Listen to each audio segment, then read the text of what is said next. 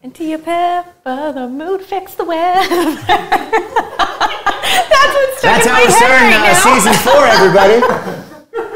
Welcome to the family. Love to go. Season 4, Drinks with Johnny starts right now.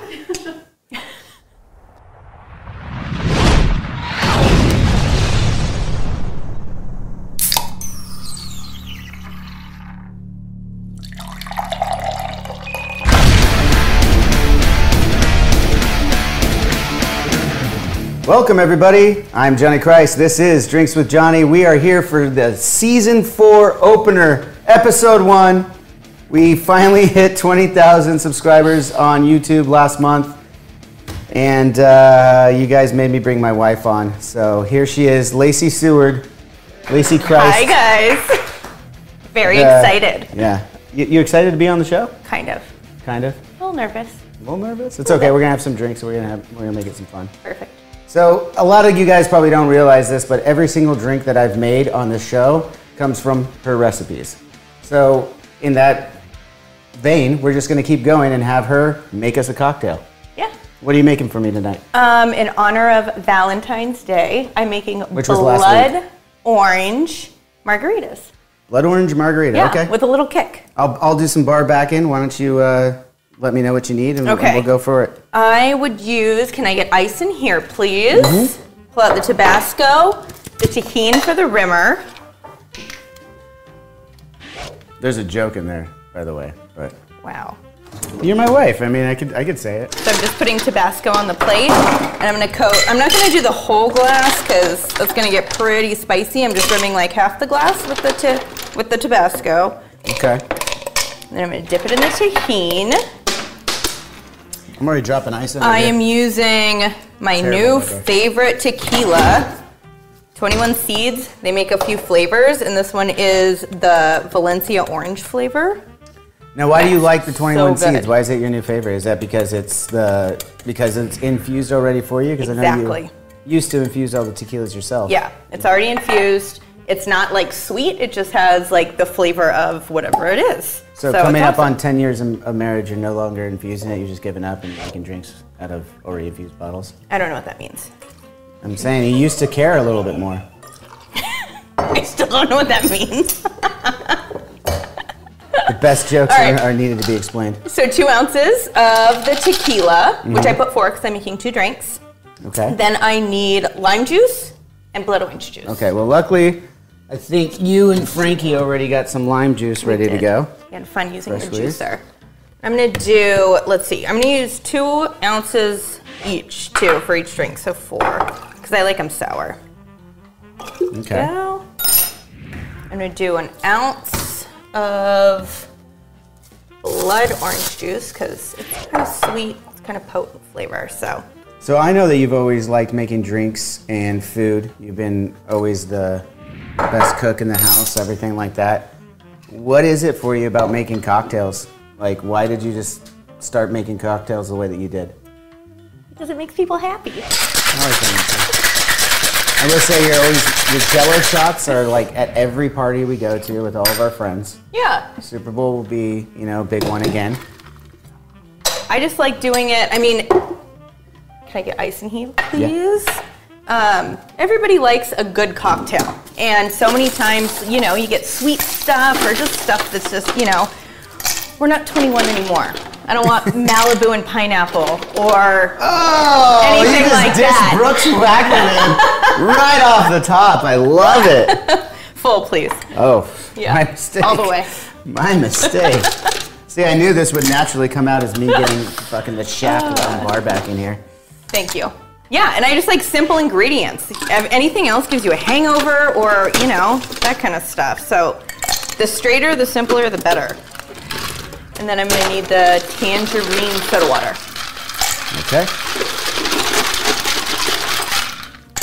What I've always liked about, as you said, the simpler the better, what I like that comes out of that is usually your cocktails end up being skinny. They end up being too, yeah. Less calories, but really strong. You've actually known, this is a different margarita than you usually make. usually make your skinny jalapeno margaritas for the parties. She'll make a giant pitcher, and everybody always asks for them now, which is really, it's a testament to you, babe. Thanks. See, and it makes you feel good. Everybody wants to be wanted, right? I don't know what that's like. All right. Do you have a little stir stick? No. Why would I have that? You act like you've never been up here before. It's been a while. All right. Oh, I gotta try that now? I was gonna drink my beer. Oh, wait. Oh, you can't forget the garnish. No. What is it? You've told me this before. Food and drink. Like, it's gotta have its garnish, or it's gotta have its presentation that makes it taste better for some reason? You eat with your eyes first. Okay. That's why it has to look pretty. Cheers, baby. Cheers.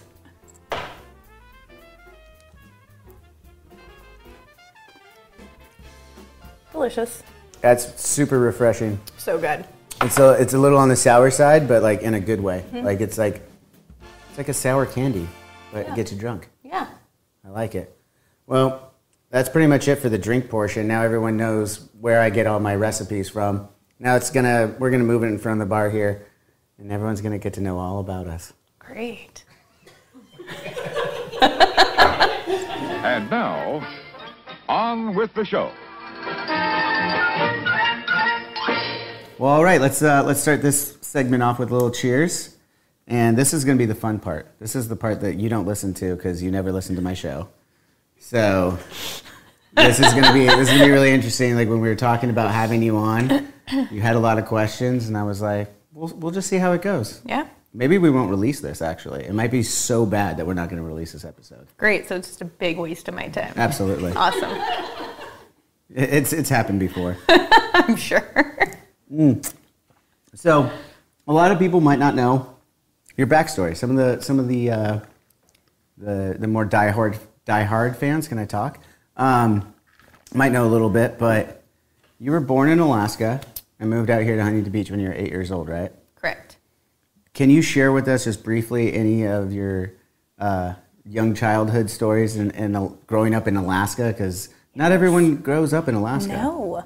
Have you ever been chased by a moose? I've never been chased by a moose. I have twice. Can you talk a little bit more about that? Yes, I can. So I lived in a cul-de-sac. So my best friend at the time lived at the end of the cul-de-sac, and I would go play at her house, and it's 1990, so you're 5, 6 years old running around on the street by yourself because that's what you could do. And I was leaving her house, gonna walk home, and I never made it home. And my dad called my best friend's mom and was like, Lacey's not back yet. She should have been home. So her name is Darby. Darby's mom looks out her window and she's like, I can see Lacey hiding behind a car. She's just ducking down. And so my dad's like, that's weird. So it comes out basically, and there's a moose in my front yard. And I was too scared to go to the door. So How old were you about this time? 6. Okay. So I was just hiding behind the car, just essentially waiting for the moose to leave. Well, at least you kind of knew what to do, though, right? I don't know if I knew what to do, if that's just like instinct. I don't know. You just don't walk by a moose. Weren't you attacked by a seal, too, or something like that? I mean, attacked is a loose term, but we were fishing, and my dad pulled up a big red salmon, and I was sitting right there at the edge of the boat, and he pulled it up, and it was also a salmon that one of the sea lions was chasing. So as the fish came out of the boat, the sea lion came right up. And again, I'm like 5.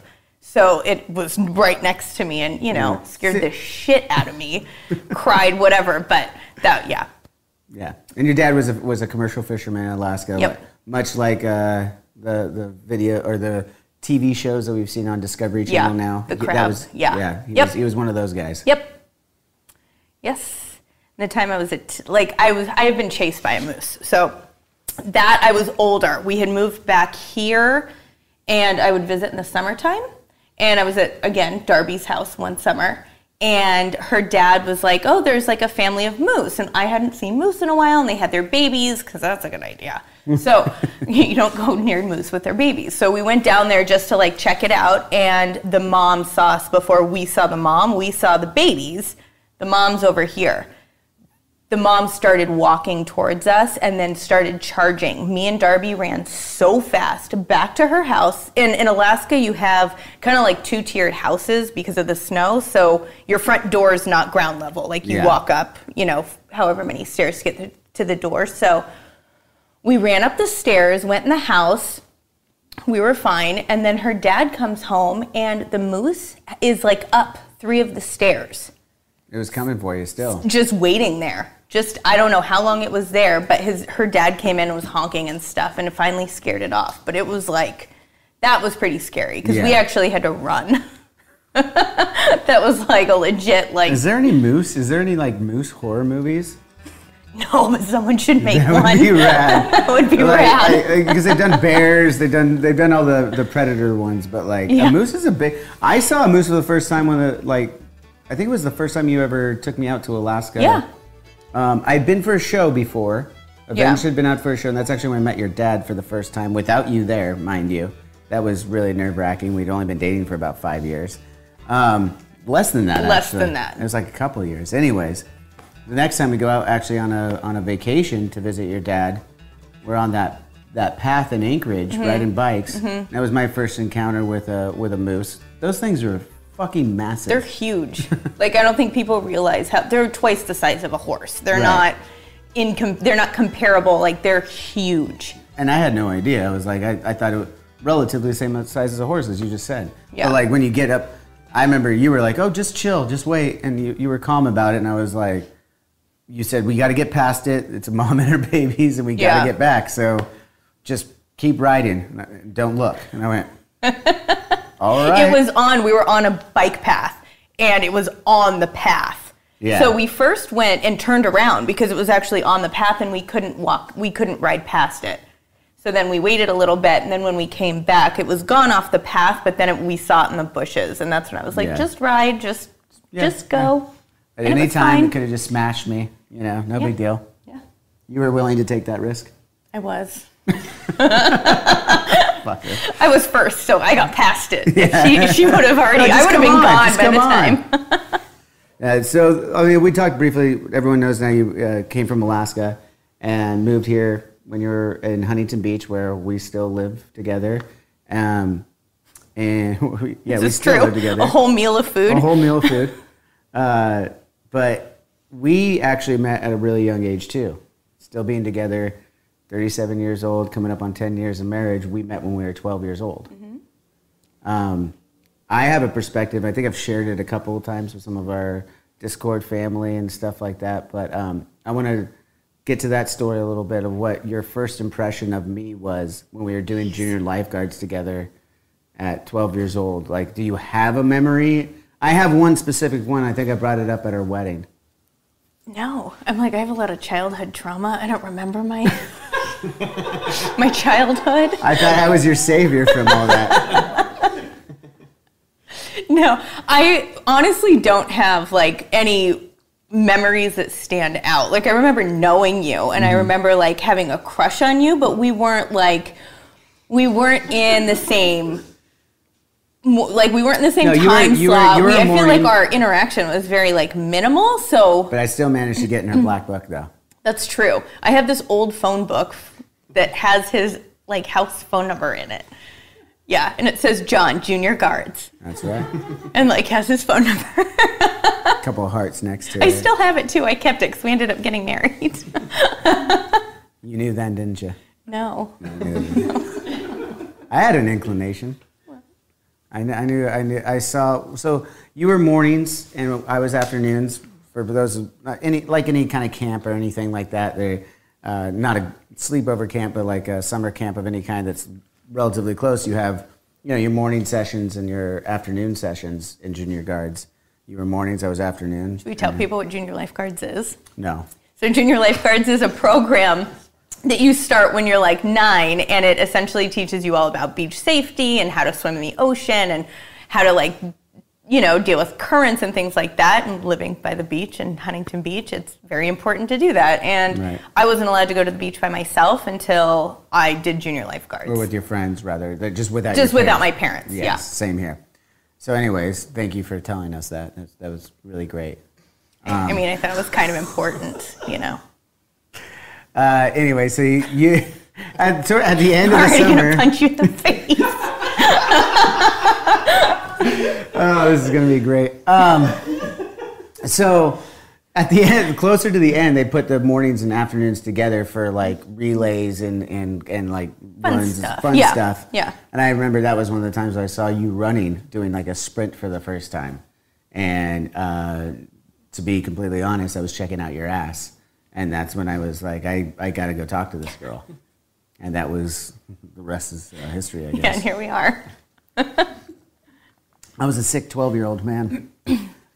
You were with your frosted tips. Fucking, I was hoping you were going to bring that up. We have pictures. Yeah, I had. It was the 90s, man. Totally. I mean, yes, but still, you had frosted tips and. Never. You still thought I was cute. Yeah, totally. Zach, you had a Zach Morris vibe going on for sure. No one can see that now, I know, by the way. I know. I'll give Brandon the picture, and Brandon can like bleep this in people can see. So then, obviously, from 12, we had a lot of mutual friends. I mean, in Huntington Beach, it's kind of fun. I've noticed even still today, you kind of have just a couple friends, or just a couple of degrees of separation between friends here still, even as big as the city's grown over the time that we've lived here. Mm-hmm. And I feel like that was the case after we met in junior guards. We kept in contact kind of through friends, through like a couple of degrees of friendship. Yeah. And the next time I would see you in person and begin to court you was at a party I was throwing at my mom's house. 1522. Court you. What? Nobody says that. Just because they don't say it doesn't mean it's right. Or wrong. Exactly.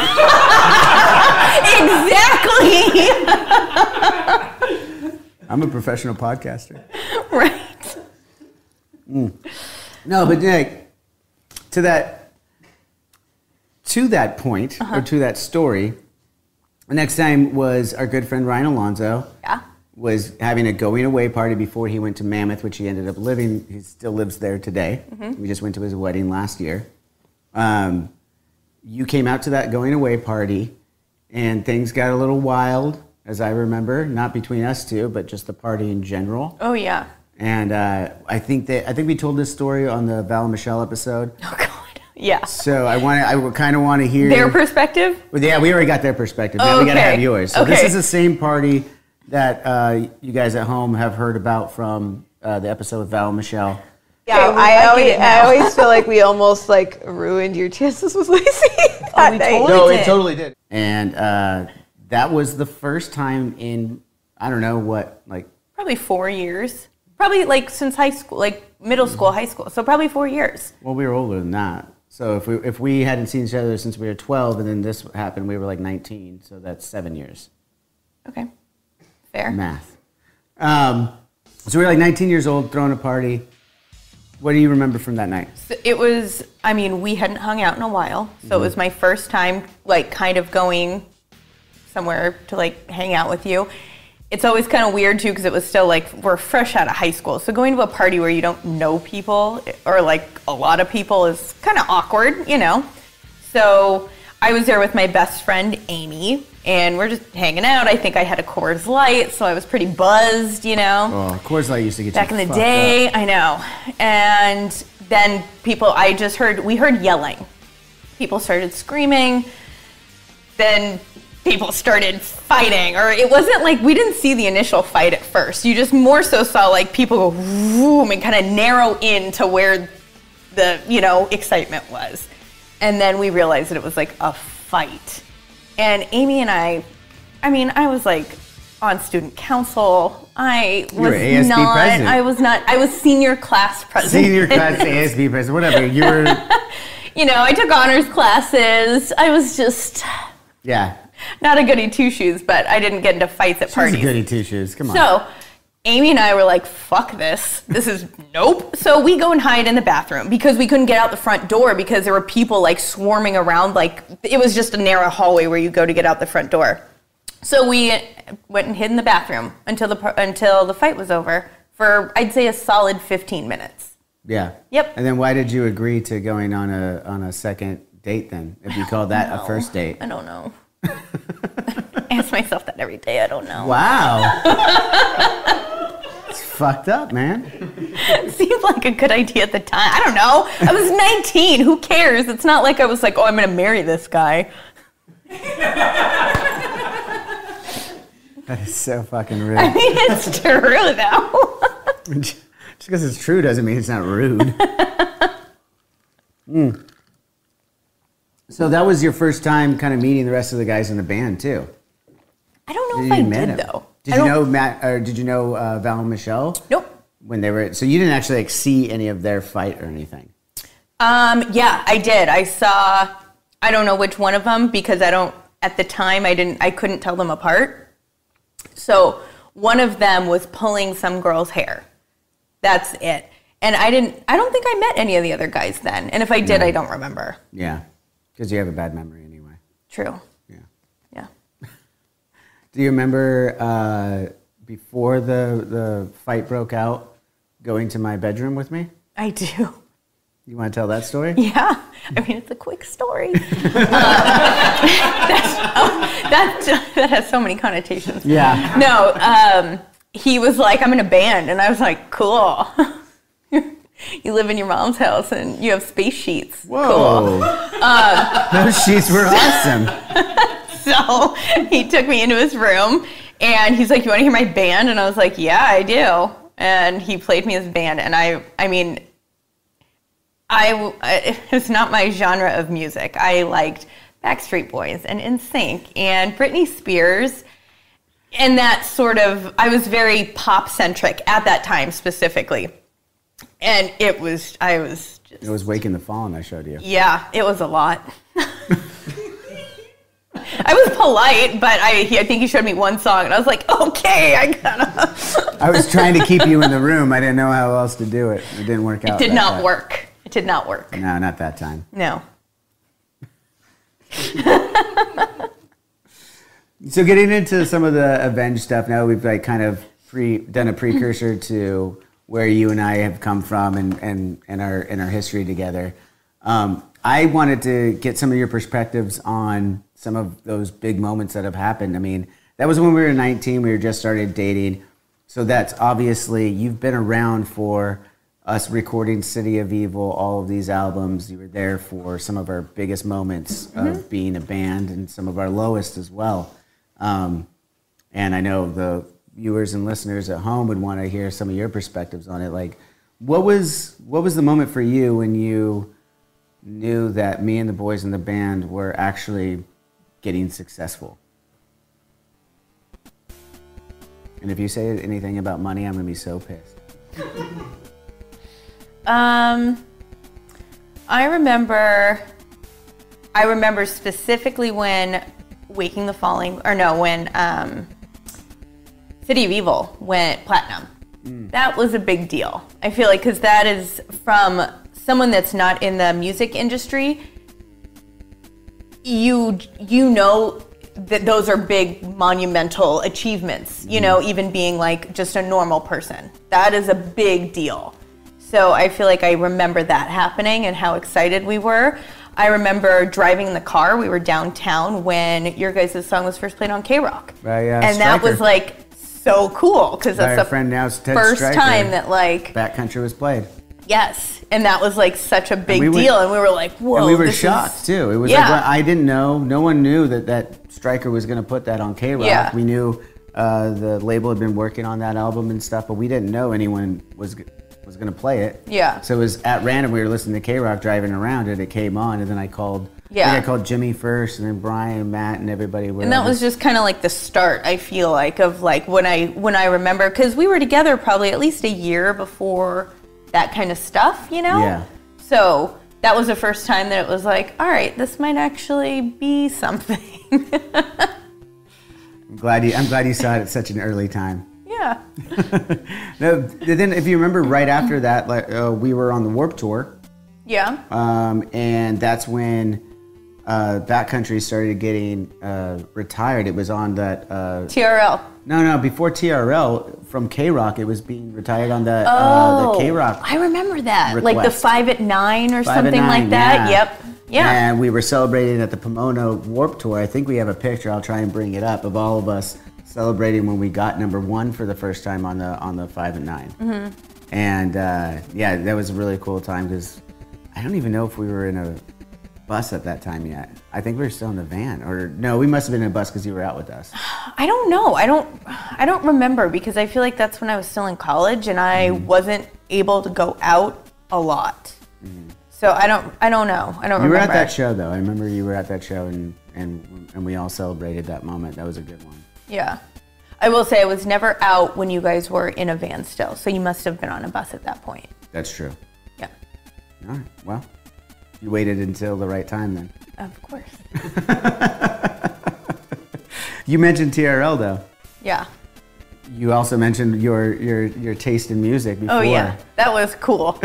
Like that was cool when you guys were on TRL because I'm like, Justin Timberlake has been there. It was pretty cool. So the first time we were on TRL was just a performance that our friends in Good Charlotte brought us in. Oh yeah. We just did a live performance. I forgot about that, yeah. And then the next thing we knew, all the Good Charlotte fans and Avenged Sevenfold fans started pouring in the votes for us. Yeah. And it got to a point where, much like your beloved Justin Timberlake, we were actually retired from TRL before. That's a pretty big deal. I know. Look at you stating off all your achievements. Such a bitch. That was solid. I know, I don't mean to I just want to get your perspective on those kind of things. Like, I'm not trying to toot my own horn, but I'm just wondering, for you, we're 21, 22 years old when this is happening. We're going out to New York to do all this press on a pretty regular basis because MTV headquarters is there. Next thing we know, we're getting called up because we're nominated for our video to be the best new artist. Mm-hmm. Against the likes of Chris Brown, Rihanna, Angels and Airwaves. We were out there thinking, we don't have a chance, but this is fun. We're just going to go out to the MTV Music Awards that we've watched our entire lives and go see some rap performances, have some drinks, have some fun. What do you remember from that trip? Because that was a specific trip. We were there for the weekend. Yeah. Well, I feel like everything with you guys and with the band and stuff has always been very authentic in the sense that you did it because this is what you guys just were meant to do and because it's what you guys love doing. And so when you won, it was such a shock because that's never what you were in it for. Right. You know what I mean? And so I feel like I've kind of adapted the same perspective. I don't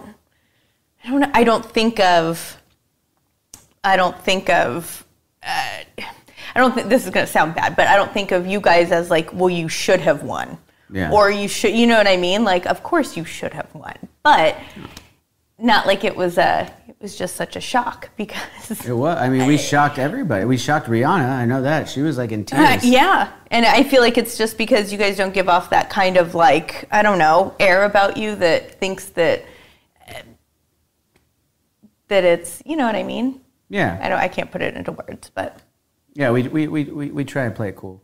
Yeah. Also, the Margaritas kicking in, and I lost my train of thought. I kind of forgot what the question was.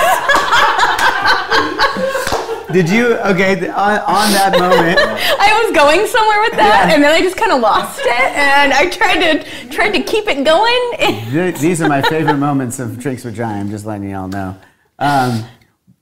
So there's a bunch of, this is probably the first time, I mean, it was for me, so I have to imagine it was for you as well. This is the first time we were around all these celebrities, right? Yeah. For me, I'd met people, some of my heroes, but not celebrities at that status. I mean, Dwayne "The Rock" Johnson was there at the bar. Mm-hmm. Queen Latifah was there. Fergie was there. I mean, there was the name amongst names. This is back when MTV was still cool and prevalent. Doing everything there before they went completely to reality TV. Yeah, and we were still so young. Yeah. I remember thinking I should not be here. I felt so, I don't know, just watching everything. Like it was just very surreal to be there and like surrounded by those people that, you know. Now, did you trip going to a chair at any point that night?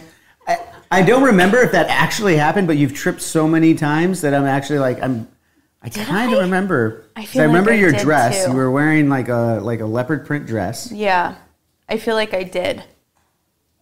I feel like you tripped like right in front of like so many times. There was a hip hop artist with like his whole posse sitting right next to us, and they all started busting up laughing. Yes. Yep. I wish I remembered who that was. I do too. That definitely happened. Yeah. Now that you say that, I'm like, oh yeah, I forgot about that. Do you also remember like before that one of the things that I thought was cool and about that weekend? At the time I thought it was cool. Now I look back at it, I was like, of course that's what they did. Do you remember like that warehouse or like building area that they sent us through? And you weren't with us at the time, but I came back with all these bags from all these companies that were giving us So what I didn't realize, and what a lot of people at home probably don't realize, is when they do these award shows for all these artists and stuff, there's companies, fashion companies, all these kind of things, everything. They give you stuff. You literally walk through this giant building, and each room has a new company that they're trying to give you their stuff to go wear. Swag bags. You just get everything. They want you to wear it. Of course, yeah. I didn't wear any of it. Most of it I gave to you if you liked anything, and then gave it away to friends and stuff. Yeah. I remember there was a really good cubic zirconian company, and I had no idea. No, this is awesome, because I was like, the whole time it like totally ruined this facade of some. That just reminded me. Do you remember when you used to wear a grill? Yeah. That just reminded me of a grill. This is right before I wore a grill. So me and Matt wore our grills to that event. So good. And then the next thing I saw on Rolling Stone was the grills are now out because we had worn them. And then like I didn't hear anything much about grills after that. But yeah, the cubic zirconian thing though was cool because it gave me an insight that not all the hip hop artists actually have that many diamonds they're wearing. Yeah. Like you always wonder, I'm like, dude, they're brand new. What's their backstory? Yeah. It's not real. It's not real. It's not real. Not for all of them. I'm sure some of them are. How excited, speaking of that though, how excited are you for the halftime football so show? Excited. Every millennial out there is like, this is our time. It's going to be so good. Snoop Dogg, Dr. Dre, Eminem, Mary J. Blige, and Kendrick Lamar. Kendrick Lamar. That's going to be It's going to be awesome. Show. I'm very excited about it. It's this Sunday, by the time these people see it. Oh, yeah. It will have already passed. Do you think they're going to try like the Justin and Jackson nip slip that happened at the half bowl? With Mary J. Blige? Maybe. I doubt it. Guy can hope, right? I mean, whatever you're into. Right? I don't know where I was going with that. I don't either. Starting to kick in, huh? Starting to kick in. We're having a good time now. Yeah. So, another music video that we did that ended up being pretty good for us was the Seize the Day video that we did. It's the first time we did a 3-day shoot for anything, and we had all the wives and girlfriends on at the time for the funeral scene and stuff. It was probably the first time you had been around a shoot like that, right? Or had you been there for any other no, shoots? I feel like I'd been to other videos before. Okay. Oh, yeah, that's right. You were out there for backcountry. You were at backcountry, yeah, that's right. Yeah. First time I'd been on TV before, though. Ooh. Now it's the second. This is the second. No. When else have you been on TV? When you guys got your MTV Music Award. I was there and I was like... And you can see me on TV. No, you can't. Yes, you can. Really? 100%. No. Yes. You can see me and Val. 100%. I don't remember that. Yeah. So this is the third time I've been on TV. It's definitely not TV anymore. It's streaming. Whatever. You know what I mean? It's basically TV. That's true. That's true. What do you remember from that shoot, though? Like being on Seize the Day, having a 3. That was the first time we, as I said, we did a 3-day shoot. We had Wayne Isham, if you remember, the director. Yeah, because he used to do all Britney Spears' stuff. So I already knew who he was. Well, he did a lot. He did NSYNC. He did Dirty Pop. What was that show? The making of the video. You know what I'm talking? Is that what it was called? Yeah. Yeah. He was like, I'd say on 50% of those at least. Yeah, he did a lot of. He did Metallica too. I knew who he was from watching that show. Yeah.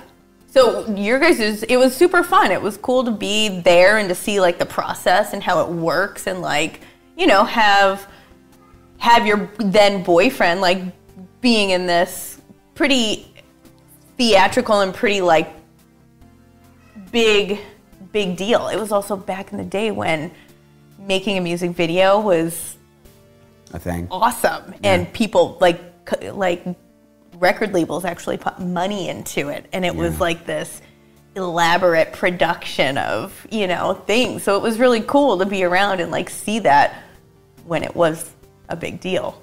And what's interesting to me on that note, and I want to get your perspective on it too. Is there still a market for that? Because I mean, when we turn on the TV, still there's MTV Classic and VH1 Classic still playing all the music videos. So somebody's still watching it. Maybe it's not on TV anymore, but do you think that it'll ever make a comeback, like having music videos that mean something? Yes, I do. I think it'll make a comeback. I think that the production scale of it might not ever be what it once was because technology is better. You don't need to have those kind of giant setups like that and giant shoots to then in return have this like amazing product, right? Like you can have a couple cell phones and a GoPro and with editing and just special effects and everything else still turn, you know, a small thing into a grand thing.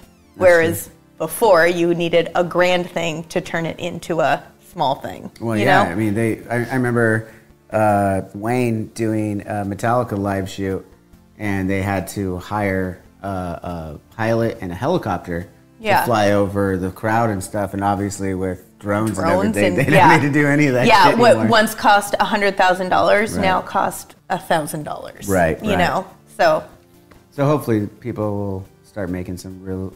I mean, I've seen some good videos out there. Just like everything good, that's like, it'll come back. Yeah. It'll come back around, you know. Just like me. Still waiting for it. Whoa. Let's get into that. Still waiting for it. Why did you marry me then? I got nothing but bad things to say on my own fucking show, and then I have been saying very nice things. It's killing me, but I've been saying very nice things. So we got married in Napa almost 10 years ago. Yeah. Do you remember that day? I do. All the days that you I do. I forget? remember it. Yeah. Do you remember how you said I do? Yes. You want to explain what was going through your head at that time? No, because nothing was going on in my head at that time. I was like completely blank. It was just all like so beautiful to stand at the altar with this. Oh, come on. If anyone's gotten completely blank. Anyone that's gotten married, like it's very hard when they tell you just be in the moment. It's really hard to just be in the moment. You're in front of everybody, and if you're not used to that, then that's, it's just different. You're also making this lifelong commitment, and you're like, fuck, should I be doing this? Should I not be doing this? I don't know. And so I'm so glad I'm finding this all out now. Well, what'd you say? So anyways, it was like she forcefully said I do. It wasn't even my time to say anything, and I don't even know why I said it. It was just our officiant and best friend Dan he was talking, and I just blurted out, I do. I mean, I was nervous. You're nervous, like, it's a lot. It's a lot of pressure. With all the pressure, thinking, am I doing the right thing by marrying this guy? Kidding. I'm kidding, but that I'm sure goes through plenty of people's heads. Like yours. How did I propose? Do you remember when I proposed? No, I don't remember. So, she just got such bad memory. He proposed on the beach where we did junior lifeguards. Our beach has towers, and junior lifeguards was at Tower 9. And so he took me there one day after we got massages at the hotel that's across the street. And we were just going for a beach day, and he proposed. Yeah. Well, I Where we treated met. you like It a was lady. so sweet. I treated you like a lady and got the strips first from Oh yeah, Jack's. yes. If anyone ever comes to Huntington, you have to go down and get the strips and cheese, which is just non-melted shredded cheese on top of tortilla chips, and then it comes with like this red strip sauce that's kind of a mixture of, I don't know, ketchup mixed with cocktail sauce, I guess is the best way to describe it. I know it sounds kind of gross, but it's delicious. It's absolutely a staple, and Yeah. always has been. You actually got that recipe and have made it since for a lot for of your mom, parties. because it's her favorite. It was my mom's favorite as We well. made it for her 60th birthday. Yep. And I proposed right there on the beach, and then we went over to Brian and Michelle's house afterward, Oh, where yeah. I had all of our friends waiting to congratulate you and say Congratulate me. Yeah, just you. You too? You're a lucky woman. Seriously, just so lucky. We had this guy that was on MTV. God. Right?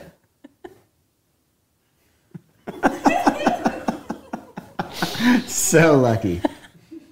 No, there's nothing wrong with me at all. Like I have no flaws whatsoever. I'm just the perfect husband. Mm-hmm. Never have you worried or anything like that. Never. What's been one of your favorite fights we've ever had? Ooh. There's so many.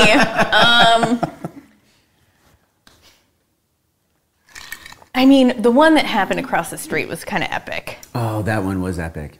So I can't drink. I love tequila, but I cannot drink Jose Cuervo.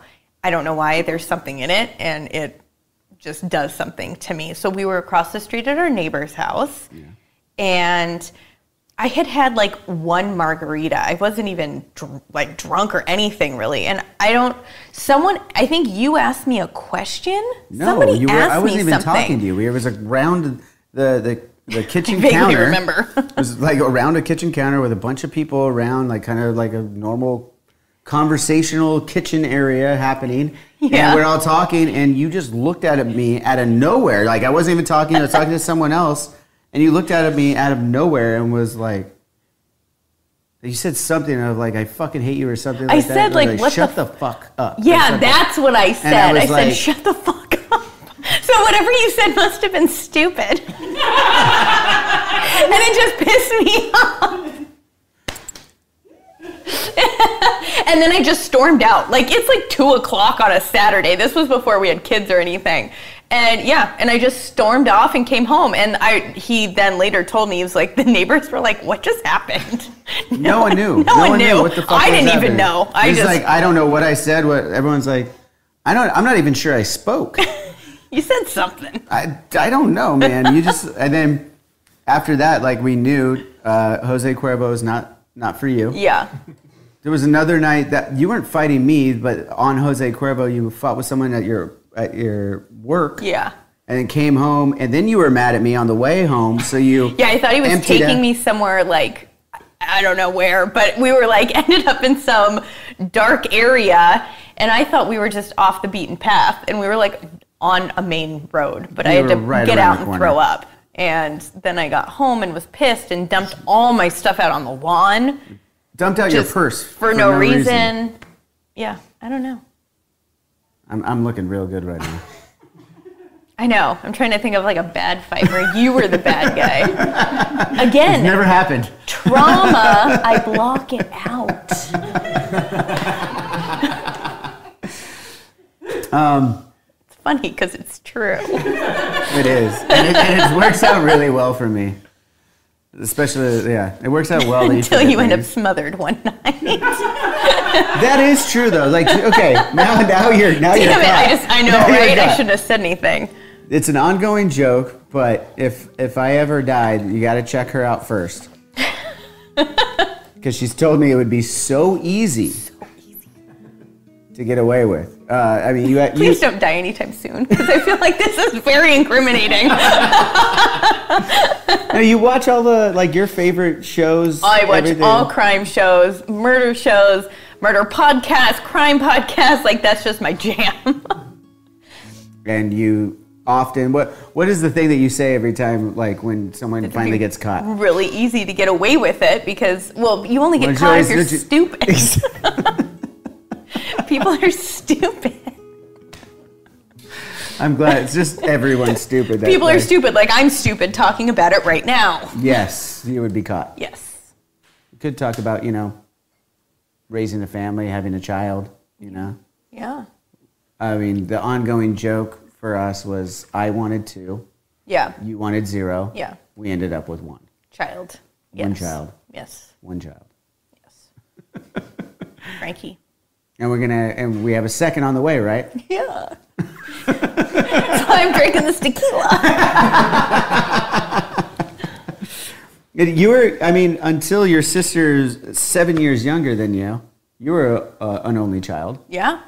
And so you have no qualms with that. I came from two older brothers and a bigger family. Like, what was the advantage of not having anyone else around, like that you just didn't want to have kids? I don't know. They just weren't my cup of tea. Of course, Frankie, I love him very much, but just having a child, I'm not a person that likes change. And so that was a big change. And it just, I don't know. It just, the thought of taking care of another human being just wasn't something that I yearned for. Well, now he just turned 5 a couple days ago. Mm-hmm. How has the last 5 years of change been for you? It's been awesome. I would never go back on it, you know what I mean? Because now he's like, he's a little me. I love him more than anything. But at the time before you've had that being in your possession, I just never had a desire for it. Right. Yeah. And now I like just having him. I like having the one thing. You don't want another one? No. Okay. I do not. Nice try, though. I'm just asking. It's for the podcast. It's not for me. Wow. Is this the real reason I was brought on here? I'm just trying to get another baby. I'll kill you. But not too soon. Yeah, exactly. One of the things that I love about you that has always made me laugh is your competitive nature when it comes to games. Yeah. This is one of the things that this is why we invited the Peanut Gallery around. Monica. She is the Monica of the group, if anyone watches Friends. In more ways than one. What is it about, the cooking, the cleaning. Always the hostess. Always the hostess. Yeah. Super competitive when it comes to games. What is it about playing games that just make you so mad and competitive? I don't know. My comment that I was going to make was going to sound like such an asshole. You're painting such a good picture of yourself I today. know. Because I think I'm better than everybody.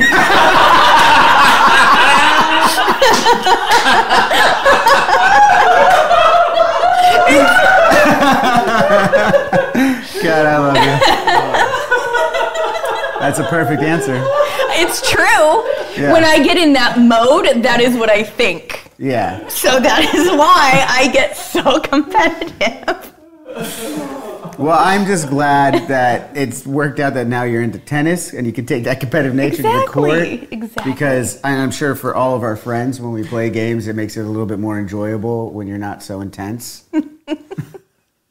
Actually, I take that back. It's way more enjoyable when you're that intense. I've also gotten much better. Yeah, you don't just stop playing and walk out of the room anymore. That's happened twice. Because people were cheating. Or not playing right. Oh, that's so good. I know I'm not painting a good picture of No. myself.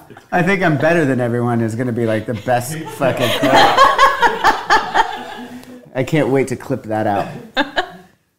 One of the other things, before we get to some fan questions and friend questions, I wanted to say and thank you for and tell you one of the many reasons that I love you is over the last, since we've had Frankie, since a little bit before even, you've been a big integral part of supporting this show, supporting me and my drinking habits and helping me to quell them when I can, and being a very supportive, loving wife that, as you know, very recently shown me the light to not get so angry about things and run around the house. You know, when all these technical things go wrong, you're downstairs hearing me scream and trying to fix these things over the last few years. Nobody gets more upset about a TV not working.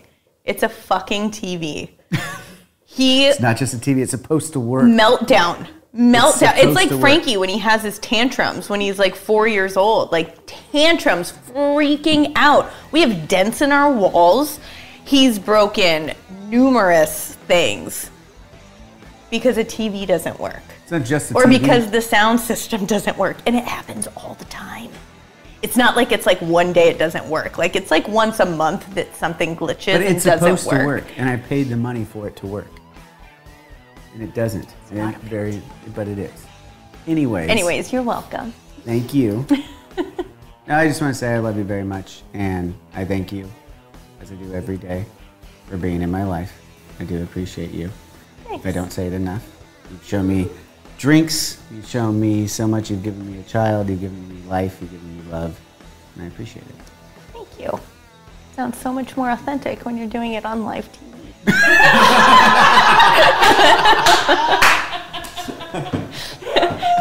Yes.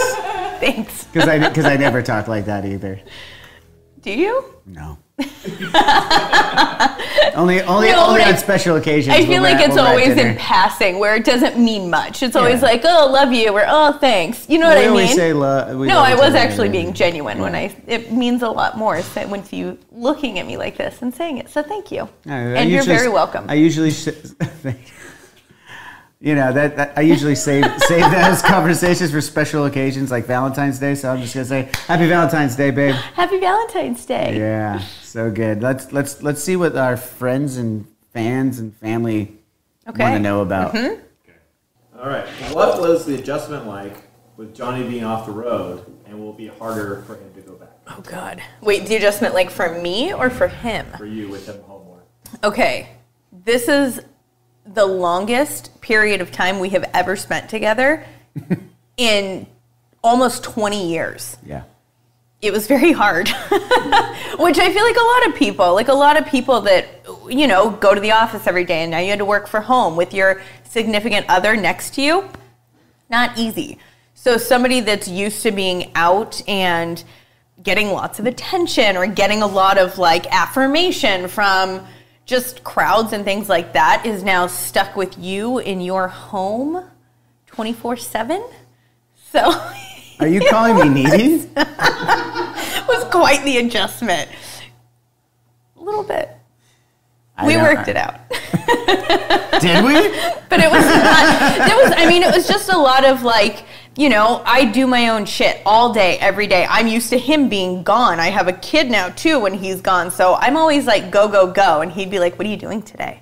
I'd be like, I don't know. I have 20 things I'm doing.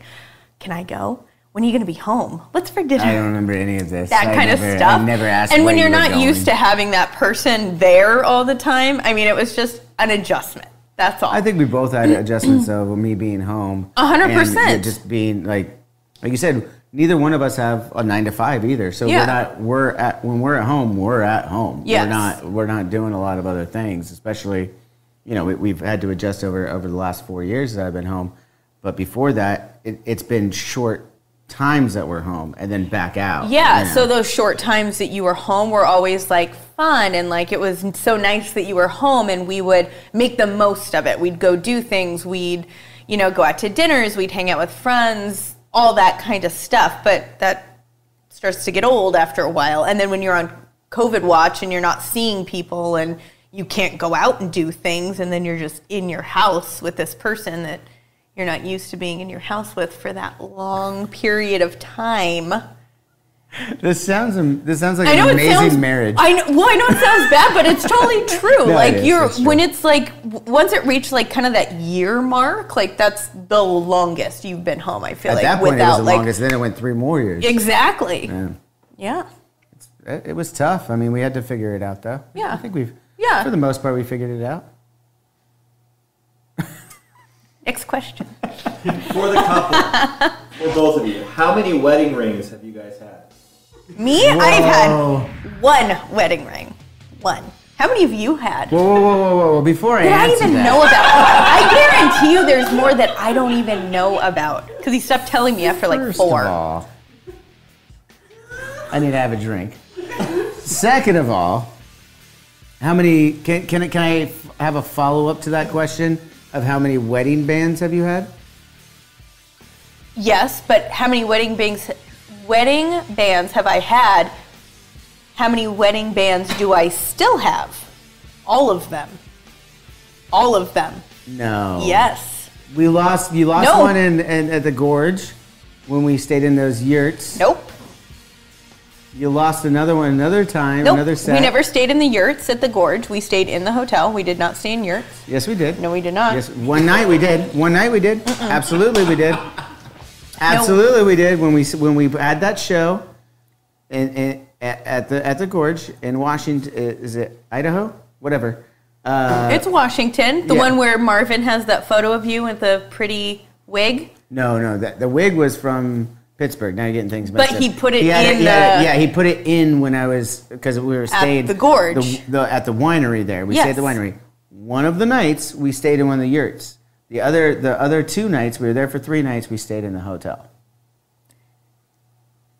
No. Yes. We never stayed in the yurts. Yes, we did. Okay. Regardless, I did not lose a wedding band there. You So lost one in the that's P beside the point. trap. In the P trap of the sink. Nope. That was in Napa, and that was at the hotel, and we had to call the guy, and he came and took the sink drain off from underneath, and there were my rings. I'm pretty sure that was at the Gorge. No. When we were in Napa, I put my wedding bands into the cup. The maid or the lady that came to clean the room dumped the cup out. My rings went in there, and I was like, that's got to be what happened, because they weren't in there anymore. And so we called housekeeping or whoever, the maintenance guy. He came and took the drain off the bottom, and there were both my bands in there. What about the one that was in the suitcase for way too long? Do I currently have it? I don't know. Yes. Was We'll it keep lost for 1.5 years? Yes. But do I currently have it? Yes. Whatever. So how many wedding bands have I had versus how many do I, I have all of them currently. All right, question to John. Right? Nice try, though. Nice try. I was trying to get away from the question. I honestly don't even know at this point how many wedding rings I've lost. I don't even He wear. just stopped wearing it I just now. stopped wearing it at this point, and that's truthfully the reason why is because 2 reasons. I've put on a little bit of holiday weight, and it feels funny on my finger.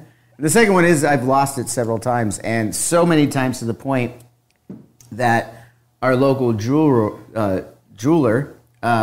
who I got your wedding ring from, and all of our bands, and basically any time there's a special occasion we get new jewelry, he gave me a loaner that's not actually white gold. It is still silver, so that I would be able to wear that in case I lost it again. So I have a backup. I still have one though, a white gold one that is still my band. Yeah. I've lost it at a strip club. I took it off to wash my hands was the excuse that I got. And I was like, oh, really? Good to know you're keeping your hands clean in a strip club. And then at least I'm keeping my hands clean, No, right? and then he goes, babe, you think strippers care if you're married? Good point. I was like, well, good point. That's kind of was my thought, too. I was like, that's a fair point. Yeah. I mean, in my defense, it doesn't really matter, but I'd lost one in the pool. I've lost, I lost them so many times. We actually had one of them. We had one of them engraved on the inside. Said, better not lose this one. Yeah, Lost that one. Yeah, was that the second or the third one? I feel like that was the third one. And then you lost that one. I just don't even wear rings anymore now. So I've lost more than her, all right? Next question. Fuck off. Yeah, exactly. All right, for John. If, God forbid, Lacey were to ever go missing, what would you do? I feel like this is all coming full circle. Yeah, you looked really bad. I in the know. First part, now I'm looking really bad. Well, first of all, I would do what I did on 4th of July Oh my God. and call the cops. And file a missing persons report. This is a true story. And this only was like 2 years ago. It was like 2 years It ago. was 2 years ago. Or Yeah. 4th of July, It was 2 like years ago. 2020, 2019. I think it was 19. Because we had Frankie. We had Frankie, but we didn't. But like, we didn't have like a proper party or anything there because it was. I think it was still. It must have Oh, been no, we had a 2000. party. It must have been 2020. Wait, when did COVID happen? No, it was. No, it was in 2020. Yeah, it was 2020 because Frankie had the current bed that he has now because that's where I was. That's true. Sleeping. So yeah, we had celebrated July 4th. Which in Huntington, it's a big deal too. Huge deal. We have the biggest parade west of the Mississippi. Mrs. Alaska It's a Huntington over big here. deal, okay? This is true though. It's a big deal. We have like they do fireworks off our pier. I mean, it's the whole city it's a big celebration and everybody prepares for it. And I mean, we get thousands and thousands of people that come in for it. So it's not just like a normal 4th of July celebration. It's a big deal here. Yeah, and it absolutely is. And Especially obviously for there's a us, lot of too, drinking and our going friends. on, and our Yeah. friends and family. Yeah. We love to drink, obviously, and at some point you went to go put Frankie to bed. And I was hanging out, doing whatever, and then by the time fireworks were over and I came back to find you, the house was empty, and I was like, "What the fuck? Like, no one's here. Like, I don't know where Lacey is. Check the bed." Check upstairs. I was like, where did you go? Texting, everything. Even texting a few friends and like, did Lacey go over to your house? Like, is she over there? And everyone's saying, no, no, no. So then I panic. And I call the cops. Where And is I was my like, I wife? can't find my wife. I'm up here on the balcony, drunk as a skunk, calling the cops. I'm sure they're choking back laughter. Because I'm slurring probably, and I'm going. I can't find my wife. I don't know where she is. We're at the house. We've been at the house all day. We're just hanging, having some drinks. A couple of the neighbors were hanging out, and They asked, did you get in a fight? yeah. Like any of that? I was like, no, we didn't get in a fight or anything. I don't know where the hell she went. I called a couple friends, they're not over there. I call over our other friend, your best friend, Amy, who lives right down the street. She lives in our same neighborhood. and I asked her. Amy also used to be a 911 dispatcher, so she knows how to talk to people in these sort of, states of mind or whatever. So she... Anyways, she goes, no, Lacey's not here. Have you checked everywhere in the house? I was like, yes, I checked everywhere. She said, I'm coming over. And she walks over in the middle of the night. The first place she looks. Middle of the night, it's 10:30. Middle of the night. Not the middle of the night. Like For a 36-year-old, it was the middle of the night, all right? So she comes over, and the first place she looks is, of course, Frankie's bedroom, where Lacy had so sweetly fell asleep with our son after reading him a book and putting him to bed. Meanwhile, I'm in a drunken panic wondering where she is and if someone had taken her. Literally, that was what was going through my head, was that it was like a Taken episode. Like someone came by in a van good. and fucking took off with you. And you're trying to think of your particular set of skills that you I had zero. I had zero set of skills. My skill was 911 and our best friend that was a dispatcher. I had no particular set of skills that night. All right. Lacey, how many actual episodes of Drinks with Johnny have you watched? And my God. what is your favorite? She hasn't watched a single one. She hasn't watched a single one. This one. Yeah, this one and this one. I really haven't watched any. I'm so bad. I've shown. Don't worry. No. It's like one of those things where I don't know. No, you It's- don't have no faith in me. No, I don't like watching you. It's just weird. I don't know why. It's just like weird. It's just a little weird for me, so I don't watch it. But I've shown you stuff. And also, I will say in the beginning when they first started, you were always really drunk, and I didn't like watching you like that. So That's I fair. honestly just never watched them. That's fair. And that's honestly why. I'm less drunk now. I know, but it just stuck. Now, now I'm set in my ways.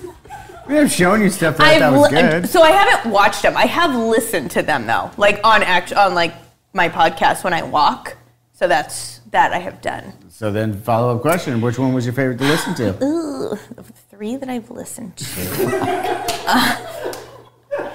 Guarantee it was so.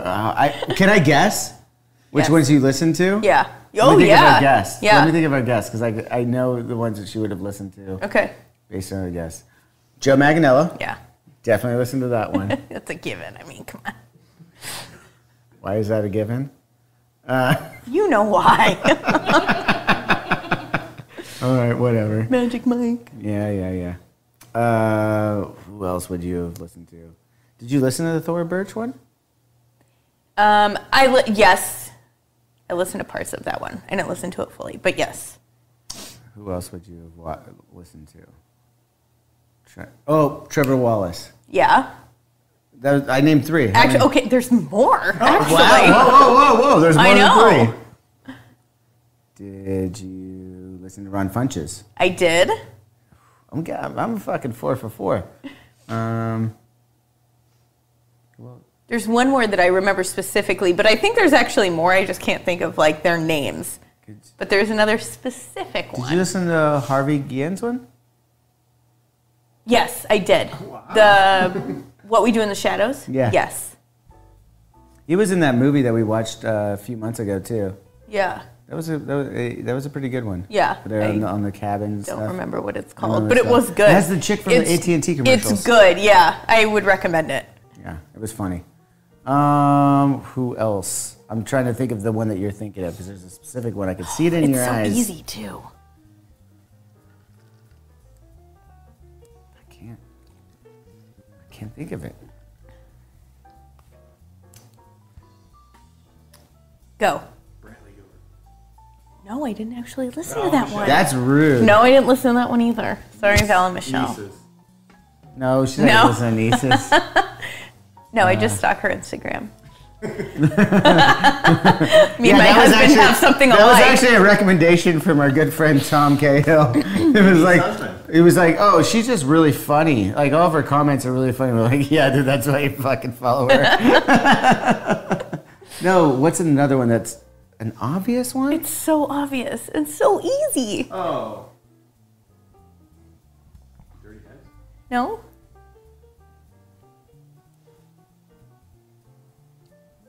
Gates.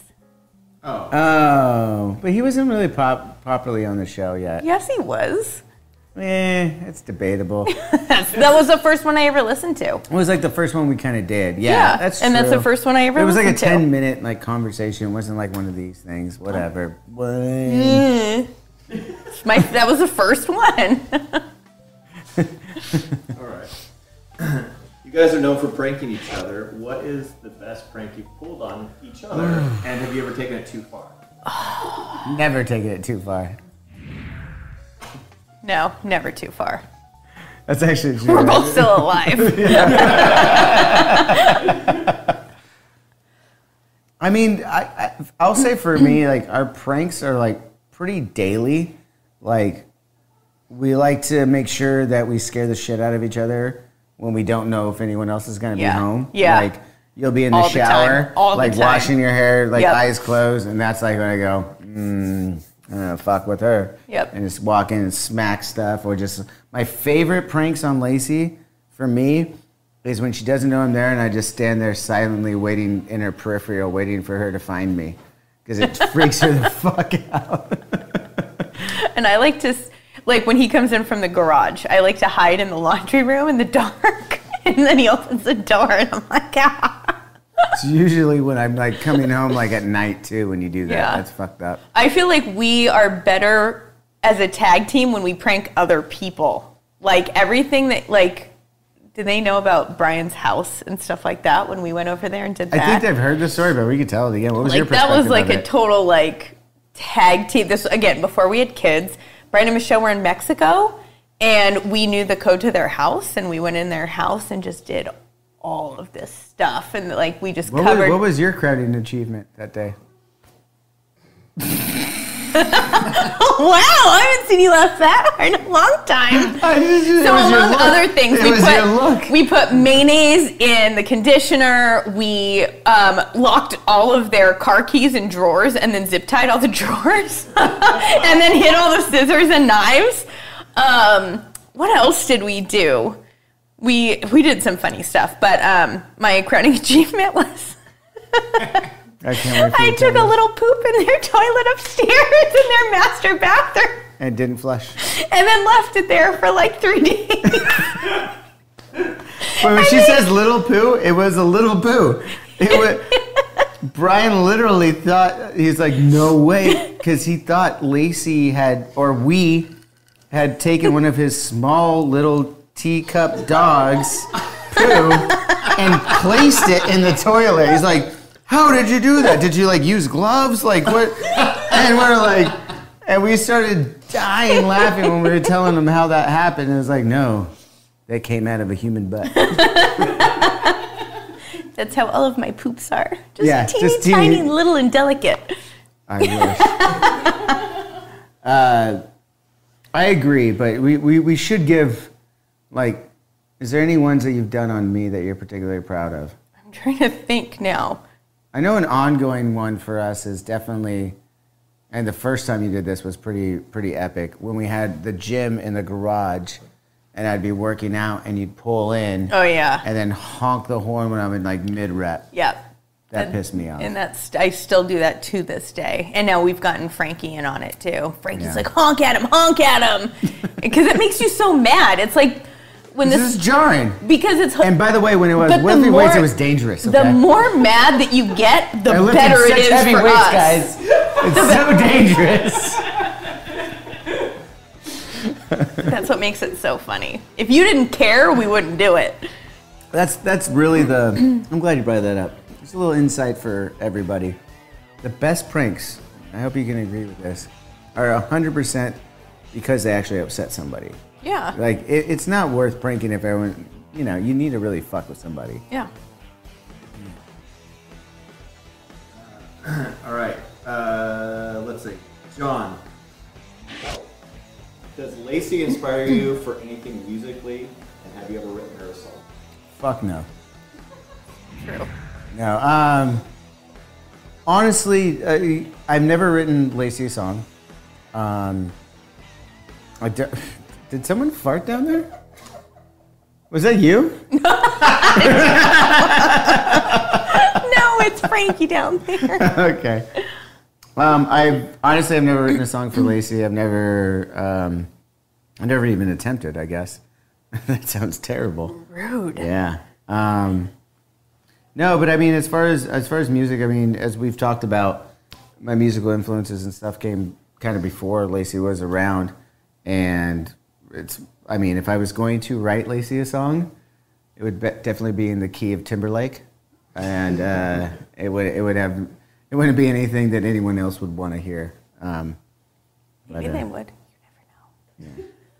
Yeah. I do a lot of love dancing though for her. That's true. Yeah. Good dancer. Who's the better singer?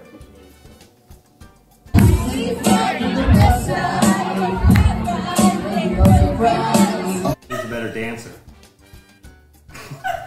No, come on now. Come on. But you're your girl. Like I'm saying, like graded on the curve. Like straight up, you're a better dancer than me. You dance like a girl. Exactly. No other guys can do it. What? So I'm a better dancer in the guy category. You dance. You're an average dancer in the girl category. No, I'm above average in a guy category. No. You dance by like trying to shake your butt like in my crotch and like get down. Oh my God. You dance like a girl dances. That's... And it works every time. Way better dancer. 60% of the time, it works every time. Exactly. Someone asked, on a scale of 1 to 10, Lacey, 10 being the worst, how hard is it to deal with John the day after he's been drinking too much? Oh, The that's day not fair. after? Oh, God. Well, I've gotten really good at it, so it's not as high as you might think. But I'd say it's a solid 6 to 7 normally. No, you do a good job. But usually, I mean, I usually just don't talk to you. yeah. It's usually like there's an unknown like kind of silence. Unspoken, totally. Like, Or just like through the house, I just kind of like, all right, I know what I did. All right, I'm sorry. Can we get past this question, please? Not that it's together, but what's the most embarrassing moment each of you had with the other person? Like something where she did something, and you're like, "Are you serious?" Like, I mean, so many things just ran through my head. but that embarrassed you, not that embarrassed myself. Nothing embarrasses me, though. I know. I mean, I've done some pretty embarrassing things, but like. Have I been embarrassed in front of you? No, like by me. Have I embarrassed you? I guess is that the question? No. Have I embarrassed you? Has she embarrassed me? like, Is the question? You're like, not just like, "Ugh, what are you doing?" You don't have to thoroughly be embarrassed. Oh, I have a good one. It could be about yourself or Why don't you start then? I have 2 good ones about me being embarrassing. The one was when we were with, so Andy Oliphant used to be their A&R agent, who is brothers Still a very good with friend of Timothy ours. Oliphant. Yeah. We were all in a car together driving somewhere We're to in LA. dinner or something, Yeah. going somewhere. And I don't know why we got on this topic of Scream 2. We were talking about the Scream franchise in general. Yeah, and how we were good talking it was and all this we were stuff big and- fans, yeah. we were like, oh, and I was like, someone in the car mentioned, like, I don't think you had put 2 and 2 together I at did the not. time. I did not know that they were Andy and brothers. Timothy were brothers. And we were like, yeah, we've already, and then an argument. Between me and Matt, I think. We were talking about... And then with and Andy then in the car. Yes, and then he chimed in, but I think me and Matt started talking about Timothy Oliphant being in the second movie, and I was like, no, he wasn't. The argument was over if Jamie Kennedy was in the second movie or maybe even the third or something. And the reason why Andy chipped in was because he was like, no, my brother was in that movie and Jamie Kennedy was not on that cast. I thought my whole argument was that Timothy Oliphant was not in it, and This might that's have why been it Jose was Cuervo talking at the even time. no, but either way, I was arguing a point when the brother of one of the stars was in it, and I was very adamant, which was making it even worse because I was better than everybody, and I knew that I was right, and I just kept like. Kept digging that Just hole. kept digging. Just kept digging. It was pretty amazing. Yeah. And then whatever the next day I realized, and I was very embarrassed. So I feel like that was probably kind of embarrassing for you. Until you just brought it up, I was not embarrassed, but now I'm thinking about it. I was like, yeah, I guess I was kind of embarrassed at that time. What's the other one? Japan. I wasn't embarrassed about that. So the first time we went to Japan, we went out to dinner, and we were in this little private room that was upstairs above the restaurant, and everything in Japan is like smaller. Everything, there's limited space, so everything is like a little more compact. Way to insult the entire country, honey. Why is that insulting?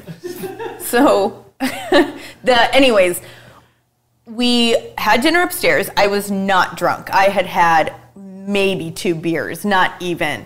And we were leaving, and we were walking down the stairs, and the waiters were at the end of the stairs, and they were shaking everyone's hands and saying thank you and all that stuff because they knew who they were because they were there for a show.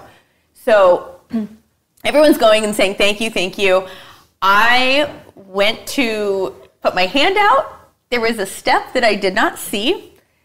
I just went, whoop, fell face first, right like at the feet of the waiter. They were so embarrassed. They were like mortified because it's like it's a cultural thing. Like it was like, they're like, oh, are you yeah, okay? they couldn't even believe it. So I was like dying laughing. And I was like, I'm fine. I got up, start walking towards the door, which is a glass door that does not automatically open. You're supposed to press a button for it to open.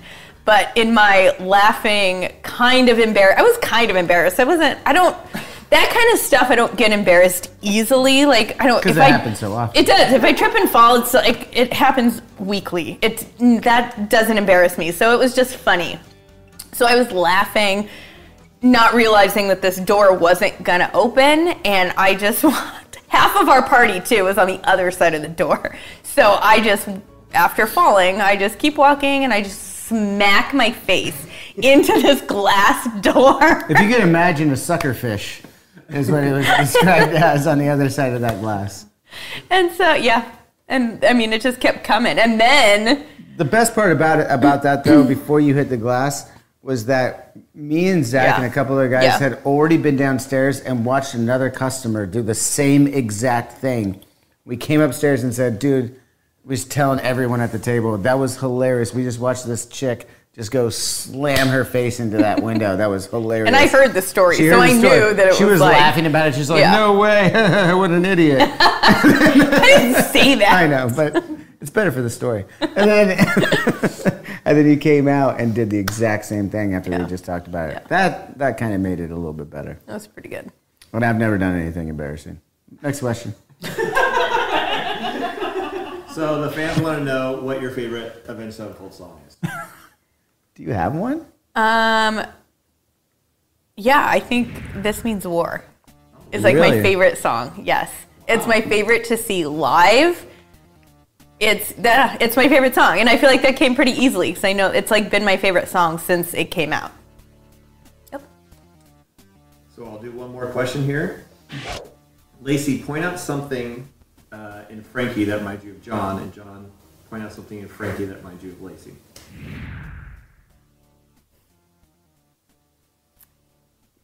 Can we actually expand upon that one a little bit? So what I want to do, if that's okay with you, is like you point out one thing you love about Frankie that you see in me, and one thing you hate about Frankie that you see in me. Okay. Okay. Who asked that? Was that a fan question or a friend question? It was a fan question. All right. I'll go because I already know.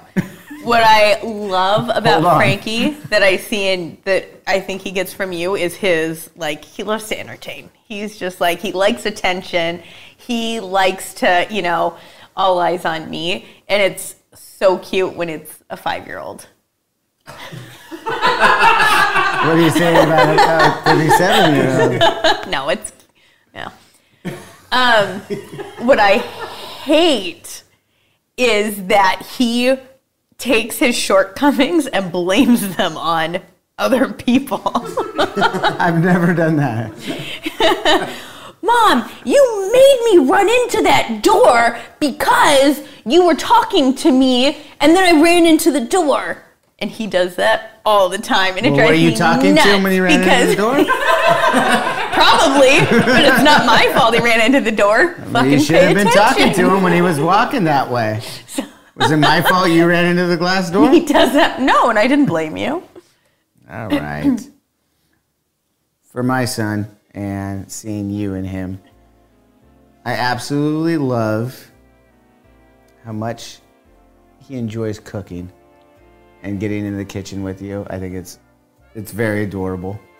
One of the things that I will say I kind of hate is his competitiveness.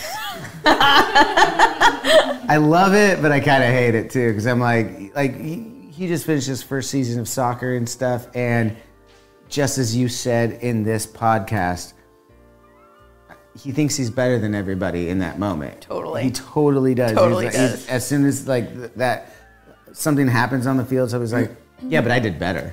Yeah. It's like, dude, he's on your team. So that's one of the things, like his competitiveness. I like it to an extent, but he takes it a little too far, like you do, Monica. Fair. Was that the last question, really? I mean, I could go there. All done. More. We want more questions, please. Yeah. We all kids. Let's bring Frankie. You can come up now. What is this? This is the spawn of the two of us. This is what he looks like. It's Godzilla. It's his time to shine. Hey, Frankie, do you want to say goodbye to the people and come sit on one of our laps? You can't see me. Yeah, you gotta come over here. The camera's over here. Bud. You want to be on camera? Sit on your favorite parent's lap. Whoa. Come on, buddy. You know what's up. Oh, you're just gonna pick the middle, like, huh? neither. You're just gonna go Sweden on it, huh? Oh! Winner! Rude. I mean, I did burn. Hey.